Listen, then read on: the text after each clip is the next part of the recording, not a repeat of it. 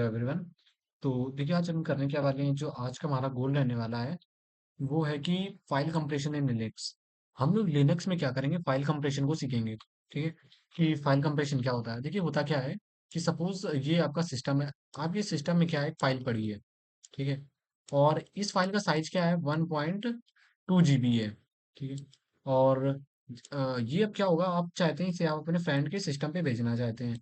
लेकिन आप जब इससे भेजेंगे तो क्या हो जाएगा कि ये जो होगा, ये ज़्यादा बड़ी साइज का है तो आपको भेजने में प्रॉब्लम होगी। ठीक है, और इसको स्टोर करके रखना एक बहुत बड़ा चैलेंज हो जाता है हमारे लिए, क्योंकि जो ये होगा ये ज़्यादा स्पेस ऑक्यूपाई करेगा। इस वजह से हम क्या करेंगे, कंप्रेशन करते हैं मतलब भेजने से पहले, ताकि जो फाइल हो वो फास्टली ट्रांसफर हो पाए। और ये क्या करे, इंटरनेट पे जल्दी ट्रांसफर हो जाए, और जो सिस्टम में जिसके बारे में स्टोर होनी होगी तो उसके बारे में भी क्या होगा कि स्पेस का कम यूटिलाइज करेगा स्पेस को। तो इस वजह से हम क्या करते हैं, कॉम्प्रेस करते हैं। देखिए कॉम्प्रेस जब करते हैं तो कॉम्प्रेस का मतलब ये होता है कि ये जो फाइल है सेम फाइल रहेगी, लेकिन इसको क्या हो जाएगा, ये छोटी कर देगा। सपोज मान लीजिए ये आपको 500 MB का बना देगा। ठीक है, 500 MB का। तो इसमें क्या होते हैं कि वेरियस एल्गोरिथम वगैरह जो होते हैं वो लगते हैं। ठीक है, कंप्रेशन में। तो फिर वो क्या करता है, इसको कॉम्प्रेस कर देता है, यानी कि छोटा कर देता है इस फाइल को।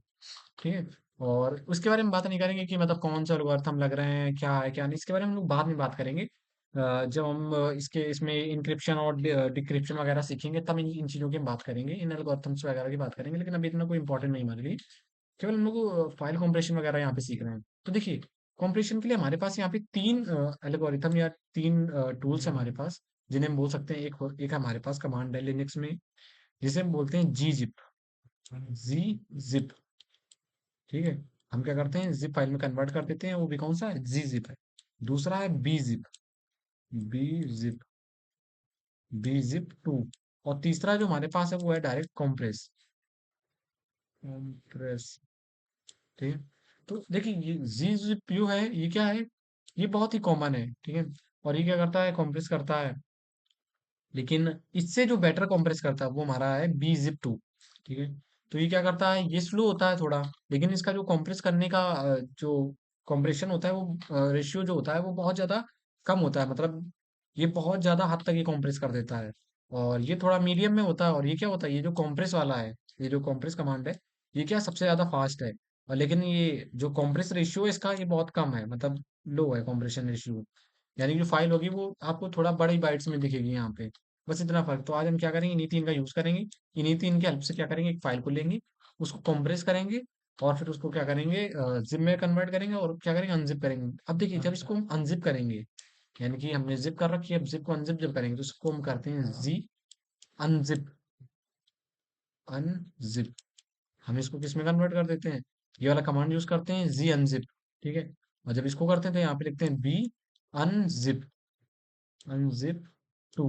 ठीक है, और जब इसको करते हैं तो इसको बस डायरेक्टली ये लिख देते हैं अनकम्प्रेस। ठीक है, बस इससे क्या हो जाता है, अनकम्प्रेस हो जाता है। तो यही तीन मेथड्स हैं, इन्हीं तीन मेथड्स का हम यूज करेंगे। तो देखिए अब हम क्या करेंगे, हम भी इसको एलएस करेंगे। तो देखिए अभी हमारे पास क्या है कि यहाँ पे तीन फाइल्स प्रेजेंट हैं, tar1.txt, tar2.txt और tar3.txt। हम क्या करेंगे, इनको जिप करने का ट्राई करेंगे। तो इनको जिप करने के लिए हम यहाँ पे सबसे पहले जी जिप मेथड का यूज करेंगे। तो हम यहाँ पे लिखेंगे जी और जिप, ZIP, और फिर यहाँ पे लिख देंगे tar1.txt। इसको मैंने क्या करा, जिप करा, और ls हाइफन एल करेंगे। अब देखिए यहाँ पे tar1.txt को क्या ये क्या हो गया है, जिप हो गया। तो ये कौन सी स्ट्रिंग मेथड यूज करा है, जी जिप। तो इसके बाद में इसके लास्ट में क्या हो गया, एक्सटेंशन आ गया है, जी और जी।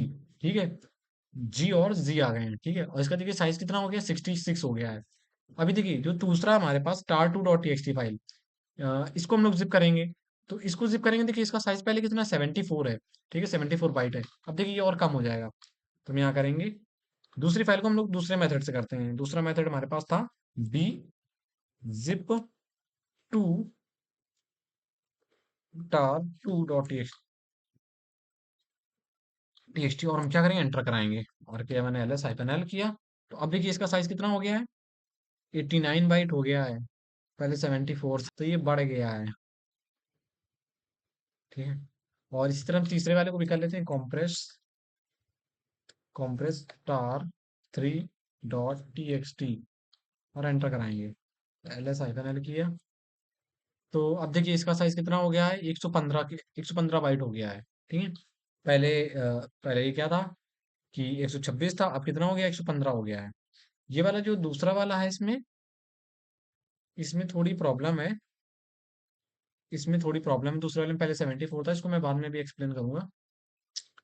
तो अब देखिए इसको क्या करेंगे, अब सेम तरीके से हम क्या करेंगे, वो अनजिप भी करेंगे। तो यहाँ पे लिखेंगे जी अनजिप tar1.txt.dz और मैंने एंटर किया, ls हाइफन एल किया।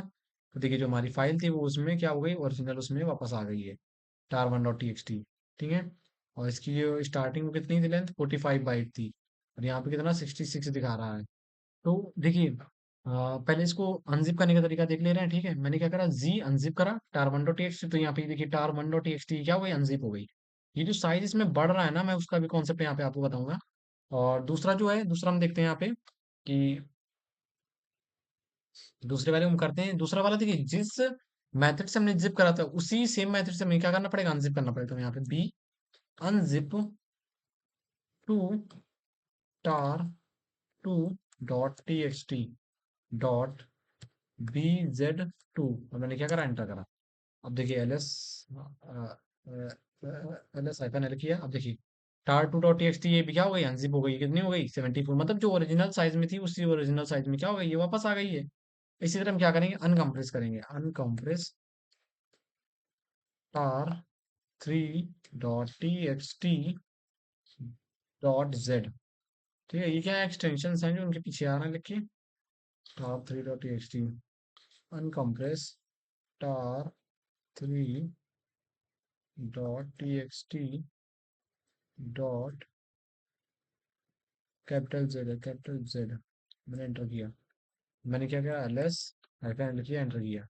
देखिए टार 3.txt भी क्या हुई, अनजिप हो गई। देखिए इसमें साइज बढ़ क्यों रहा था। तो देखिए इसका एक कॉन्सेप्ट होता है, जब जिप होती है, जब फाइल जिप की जाती है, जब सिस्टम क्या करता है इसको जिप करता है, तो वो क्या करता है, जो रिपीटिशन होते हैं, मान लीजिए सपोज मैंने कोई फाइल लिखी, उसमें ए था, बी और सी, ठीक है। इस तरह से मान लीजिए कोई डेटा प्रेजेंट था, उसने ये क्या करता है, ये चेक करता है कि अच्छा इसमें 3 बार कितने बार ये है, 1 2 3 4 5 6 7 8 9, 9 बार ये है। और बी कितनी बार है, ये क्या करेगा, ए को लिख देगा 9 है। ठीक है। और बी कितनी बार है, बी यहाँ पे 3 2 5 1 6, 6 बार बी है, तो यहाँ पे ये लिख देगा 6 बी।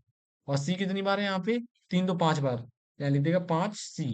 तो ये इस तरह से क्या करेगा, कंप्रेस कर देगा। तो जो हमारी फाइल थी ना, वो क्या थी, ऑलरेडी छोटी थी, उसमें कोई ऐसा कोई रिपीटिशन वाला कॉन्सेप्ट था नहीं। इस वजह से क्या हो जा रहा था कि वो जो साइज था वो बढ़ के यहाँ पे दिखा रहा था। कि मतलब वो जो एम्पटी स्पेसेस वाली जो मैंने बात बताई थी आपको पिछले वीडियो में, वो यहाँ पे कंसिडर की जा रही है। इसकी वजह से हो जा रहा है, और फाइल ऑलरेडी छोटी, वो छोटी है, वो इस वजह से छोटी और कर नहीं पा रहा है। ठीक है। तो ये इशू आ रहा है, इस वजह से यहाँ पे साइज थोड़ा सा ऊपर नीचे हो रहा है। अगर आप मान लीजिए बड़ी कोई फाइल है, आप उसे अगर कॉम्प्रेस करेंगे, तो यहाँ पे आपको अच्छे से रिजल्ट दिख सकते हैं। सपोज मैंने देखिए ये वाली जो फाइल है, ये कितनी है, 74,209 बाइट की है। तो उसको हम लोग एक बार चेंज करके देखते हैं। हमने करा जी जिप करा, और मैंने किसको करा, फाइल डॉट जेपीई जी, मैंने एंटर किया, और एल एस हाइफन एल किया। अब देखिए इसने क्या करा, इसको छोटा कर दिया। देखो जो फाइल्स ऑलरेडी उसमें बड़े साइज में थी, वो क्या कर देता, उनको छोटा कर देता। अब वो ऑलरेडी फाइल इतनी कॉम्प्रेस है, वो उसको ज्यादा और कॉम्प्रेस नहीं कर पा रहा है, क्योंकि इससे उसे वो पैटर्न नहीं मिल पा रहा है। तो ये बात यहाँ पे हो रही थी, इसी वजह से वो दिक्कत आ रही थी। बाकी आपको ये कॉन्सेप्ट क्लियर होगा। मेन मुद्दा ये था कि आपको चीजें समझनी थी, तो समझ लिए। उसमें थोड़ा डेटा ऊपर नीचे हो रहा, फ्लैक्चुएट हो रहा, तो उसमें कोई दिक्कत वाली बात नहीं है। ठीक है। और मिलते हैं नेक्स्ट वाले वीडियो में, वहां पे देखिए और भी नई चीजें होंगी।